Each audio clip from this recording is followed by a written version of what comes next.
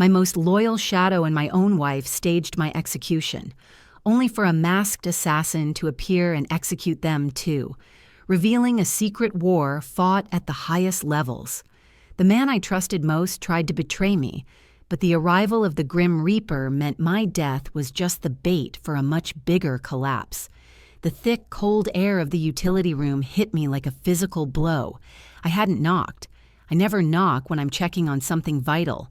Everything I've built, every empire I've constructed brick by agonizing brick, hinges on keeping certain pieces locked down, contained, and utterly silent. And Leo was the most critical piece. He was the boy I'd pulled from the absolute gutter, the one who'd looked at me with those wide, desperate eyes and sworn eternal loyalty. I poured money into him, into his education, into molding him into the perfect shadow, the ultimate fixer. I gave him everything, except a name he could ever use publicly. For his safety, and mine, he lived here, in the sublevels of the estate, tucked away behind the boiler system, a room nobody ever sees. I swung the steel door inward, the hinges protesting with a high-pitched screech that sounded deafening in the dead silence of the basement corridor. I expected to see him hunched over a laptop, maybe meticulously cleaning the documents I'd entrusted him with. Instead, the single bare bulb hanging from the ceiling illuminated a scene that made my blood turn to ice water in my veins. He wasn't alone. My breath hitched. The sound was loud, ragged in the small space. Leo was sitting on the thin mattress, his back ramrod straight, but he wasn't alone. Standing over him, leaning down, his face obscured by shadow but his posture unmistakable. It was Marcus. Marcus, my chief financial advisor, the man who knew every offshore account, every secret ledger, every single weakness in my entire sprawling operation. Why was Marcus in Leo's utility room whispering to him? And why God was Leo not looking terrified but calm? They both snapped their heads toward the door, their movements too synchronized. Marcus didn't flinch. He just slowly straightened up, his expensive Italian loafers a shocking contrast to the concrete floor. Leo's eyes, usually so obedient, held a strange, almost challenging glint. "Sir," Leo said, his voice unnervingly level. I didn't respond. I couldn't look away from the tension between them. It wasn't a confrontation. It was a handover, a briefing. "You weren't supposed to be here," Marcus stated, his voice smooth as aged whiskey, but carrying an undertone of absolute finality. He held nothing in his hands, yet the air crackled with implied threat. "This is my home, Marcus," I managed, taking a dangerous step forward. Trying to assert control, I suddenly felt slipping away like sand. What in the hell is going on in my service quarters?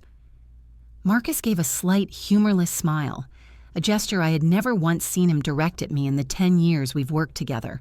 "It's not your service quarters anymore, is it, boss? It hasn't been for a while." My vision tunneled.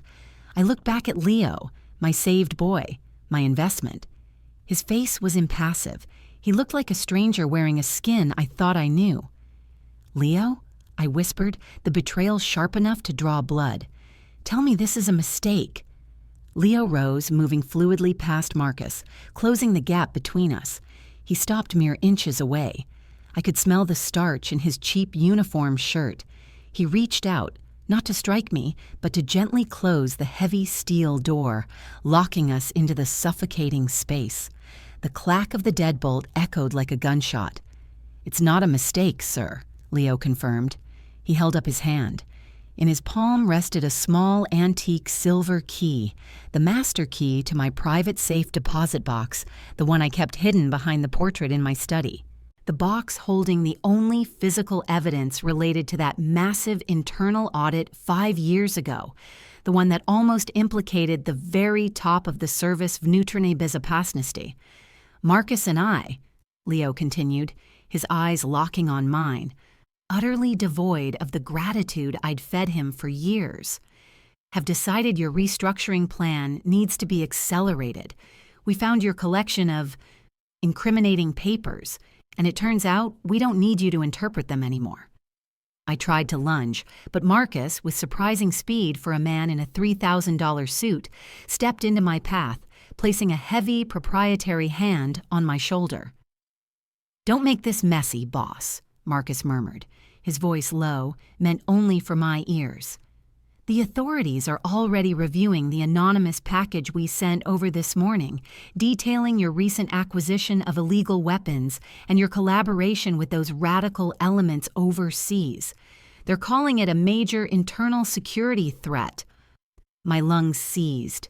The illegal weapons, the organization scheme, it was all about to crash down. My legacy, destroyed by the two men I trusted implicitly. "You wouldn't dare," I choked out, fighting Marcus's grip. "You'll both go down when this collapses." Leo simply stepped aside, revealing a figure standing just behind him in the gloom, illuminated only by the weak light spilling from the doorway crack. It wasn't a guard. It wasn't a stranger. It was my wife, Eleanor, and she wasn't crying. She was holding a heavy antique fireplace poker, and she was looking at me with a cold, venomous hatred I had never known she possessed. "Oh, we already have," Eleanor said, her voice brittle. "But we won't be going down alone, darling. They just need one piece of leverage to make the whole network unravel. And guess who they're offering immunity to in exchange for a full confession about your involvement with those foreign actors?" She raised the poker slightly, and I saw the glint of metal reflecting the bare bulb. "They want the name of the person who coordinated the initial cleanup of the evidence trail 5 years ago," Eleanor whispered, her eyes gleaming with terrifying clarity. "And Marcus already told them. Leo told them. They just needed proof that you were still in control of the assets." She took a slow, deliberate step forward, and Marcus released my shoulder, dropping his hands to his sides, presenting me. "They just needed to know if the golden boy was still loyal," Eleanor finished, her voice cracking with triumph. "But Leo wasn't interested in loyalty. He was interested in a clean slate, and the only way to get that, apparently, is to ensure you take the full weight of that Tashkoi obvinania." The steel door slammed shut, plunging the room into absolute darkness, punctuated only by the terrifying, slow sound of Eleanor raising the heavy poker. I was trapped, locked in the dark, with the cold realization hitting me. They hadn't just betrayed me. They had built a cage around me, using the very loyalty I demanded, and now they were coming in to collect the final price. The darkness was suffocating, absolute. It tasted metallic, like panic rising in my throat. I slammed my weight against the door, the sound swallowed instantly by the thick steel. No use. They had locked me in. "Eleanor, stop this madness!" I shouted, scrambling backward, tripping over the edge of the thin mattress. My hands swept the floor, frantically searching for anything. A loose pipe, a discarded tool, a shard of anything sharp. Nothing but cold, rough concrete. I heard the scrape of metal, the poker being set down perhaps, or maybe just Marcus shifting his weight. Then I heard Eleanor's breathing, unnaturally close. "Madness," she scoffed. The sound was horribly distorted in the small space, amplified by the proximity. "You call this madness? You built your life on making sure people like me had no choice. You think I haven't seen the way you look at your little projects? The way you discarded your first wife, just like you discarded any weakness in your portfolio?" Her voice, usually modulated and controlled, was raw, unhinged. This wasn't about business anymore. This was profoundly, terrifyingly personal. "Leo," I pleaded, twisting toward the sound of the betrayer's shadow, "don't let her do this. You owe me everything. I saved you." A soft, mocking laugh came from Leo. "Saved me? You bought me, and I paid you back with silence. That was the deal. But Marcus showed me the real ledger, boss, the one detailing exactly how you planned to sacrifice me the moment the internal verification team got too close to your shell companies. I wasn't just your fixer. I was your designated fall guy. My loyalty had an expiration date stamped right on my soul." The cold logic of it was paralyzing. He had anticipated my exit strategy for him. Then a new sound emerged from the darkness, one that made my blood run cold even compared to Eleanor's righteous fury. The faint, almost subsonic hum of heavy machinery starting up outside the utility room. "What is that noise?" I demanded, pressing my ear against the cold wall nearest the door. Marcus's voice cut through, calm and utterly professional, as if discussing the quarterly earnings report. "That, my old friend, is the sound of structural modification. Leo and I took the liberty of upgrading your accommodations. Think of it as a permanent retainer." "Upgrading?" I spat the word out. "You're sealing me in." "More than that," Eleanor whispered, and this time I could feel the humidity of her breath near my ear. She had somehow circled around me in the pitch black. "That room wasn't just for storage, was it? It was right next to the main drainage outflow for the estate's water processing system. Very convenient for disposal, should you ever need it." My mind raced, connecting the dots with horrifying speed. The heavy machinery outside wasn't sealing the door. It was modifying the infrastructure around the door. "You're flooding it," I realized, my voice cracking. "You're going to drown me." "No," Marcus corrected smoothly from across the room. "Drowning is messy, and Eleanor hates the smell of stagnant water.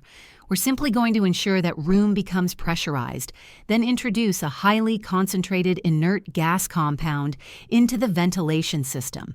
You won't feel a thing, except perhaps a sudden, overwhelming urge to sleep, permanently." I heard the click of a mechanism, a small metal latch being engaged somewhere above my head, likely in the ceiling panel.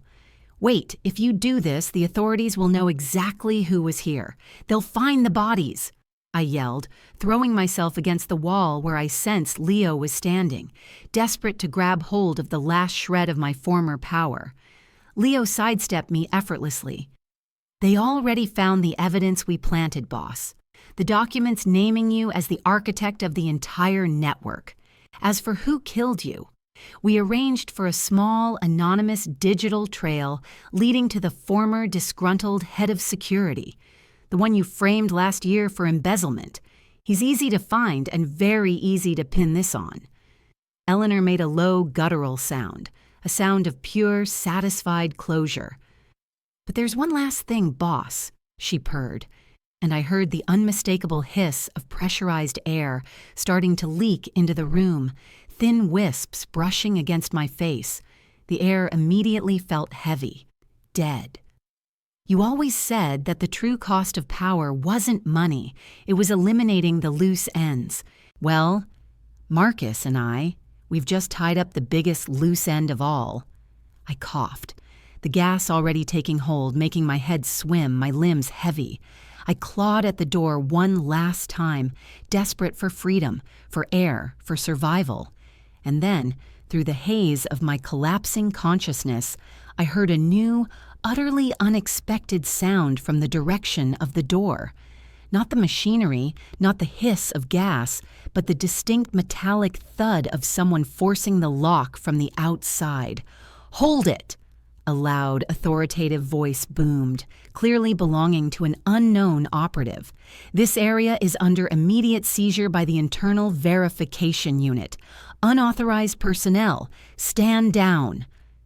My blurry vision caught a glimpse of light as the exterior lock mechanism began to groan under forced entry. Had someone discovered the plot? A rival? The service itself? Eleanor gasped, her composure finally shattering. "No, the surveillance sweep wasn't supposed to run for another hour." Marcus swore sharply. "Abort! Abort the gas sequence! We need to get out!" The door buckled inward with a tremendous crash as the external forces finally breached the steel. But just as the blast of fresh, clean air rushed in to meet me, a figure burst through the opening. Not a clean-cut officer, but a tall man wrapped in dark tactical gear, moving with terrifying speed and purpose. He didn't look at Eleanor or Marcus. He didn't even glance at the panicked Leo. His eyes locked onto me, gasping on the floor, half-conscious, and in his hand he wasn't holding a standard-issue sidearm. He was holding a sleek, custom-made piece of illegal weaponry, the kind only the highest echelons of the underground world use. The operative leveled the weapon directly at my chest. "The internal verification unit is too slow," the operative stated, his voice synthesized and unrecognizable through his mask. "The state can't risk the fallout from this whole organized scheme going public. You're not being arrested, boss.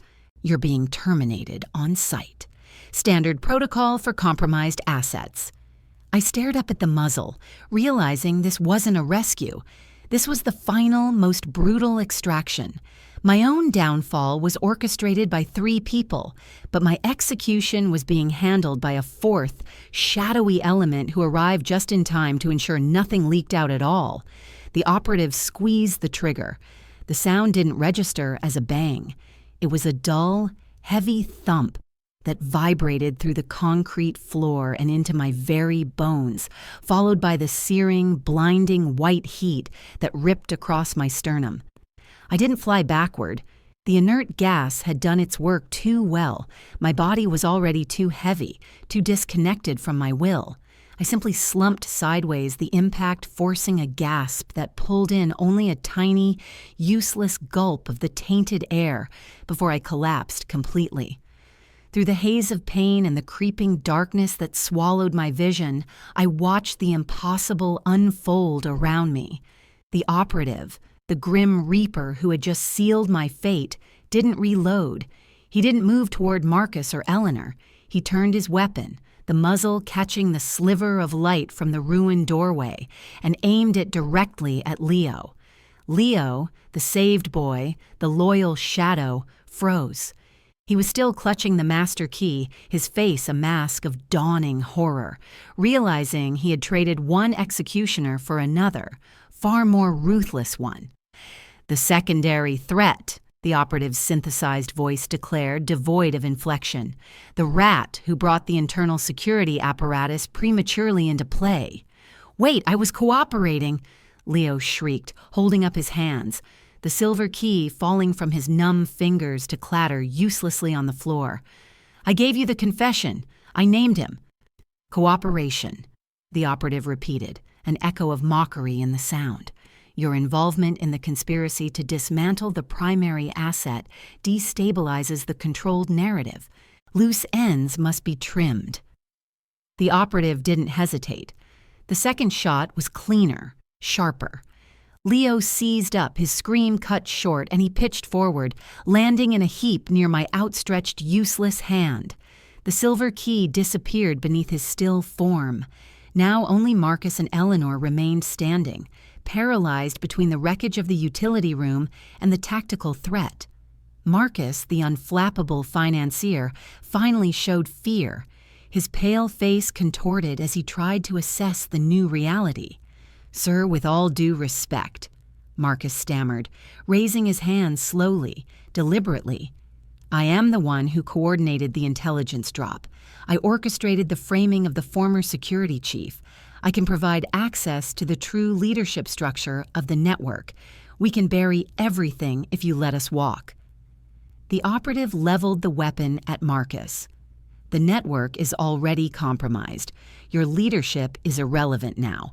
You are accessories to attempted sabotage of a state asset investigation." Eleanor, however, did something unexpected. She didn't beg.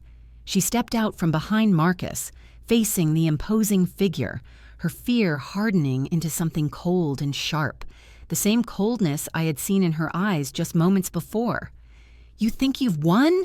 she spat, her voice suddenly regaining its iron control. "You think killing us cleans the slate? You think the information Leo and Marcus provided disappears? We sent the records to a dead man's Dropbox. If we don't check in with the recipient every 3 hours, those files, the ones detailing the highest levels of corruption within the service itself, the ones you're trying to hide by killing us now, go public." The operative paused. The synthesized voice held a flicker of calculation. "A contingency plan? Of course, you fool," Eleanor sneered. "Did you think I stayed married to a paranoid monster for 20 years without learning his playbook? We wanted him gone, yes, but we weren't taking the fall for his entire history.